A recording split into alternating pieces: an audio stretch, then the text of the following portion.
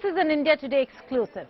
Even as the country of Sri Lanka is on the brink of collapse and people are in the streets of Colombo seeking justice and answers as to why the financial crisis and why are they suffering in the manner in which they are, I'm being joined by opposition leader Sajith Premadasa, who's also heading the JVB alliance. He's pitched in to become the next president of Sri Lanka, and we'll have to wait and see what comes about with regards to this new entrant in the race. Many thanks for joining us here on India Today, sir. Thank you, you're too kind.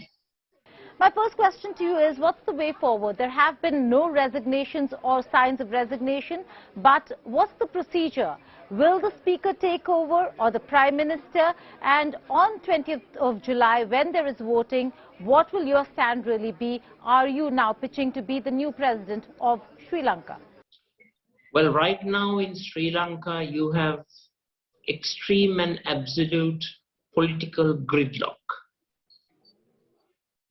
The request of the majority of the country is for both the President and the Prime Minister to resign, and for a new all-party government to be set up on an interim basis.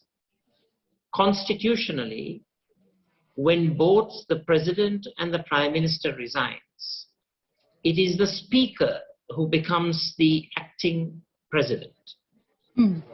So there is constitutional provision for both those people to resign and for the country to go ahead with the constitutional processes which will ultimately decide the destiny of the country. What is actually happening right now is, as far as we know, right at this very moment, the President says he's resigning, but he hasn't done so, and he has gone abroad. The Prime Minister is claiming to be the acting President on the basis of a statement made by the Speaker. I, for myself, have not seen a written letter so far at this very moment where the President has appointed the Prime Minister as the acting President. So what you have right now is a virtual anarchy, an anarchical society in Sri Lanka. Anarchy is reigning. So in this particular situation, what is most important is for constitutionality to be implemented. The constitutional procedures, provisions should be enacted. But what we see is a group of politicians using various arbitrary methodologies for their own political survival. You speak of anarchy, Mr. Premadasa, and we see the trust deficit among the people. With that, do you think you can manage the numbers when voting really takes place? Because you are now in minority, you are in the opposition, but also you do not have the numbers when it comes to votes.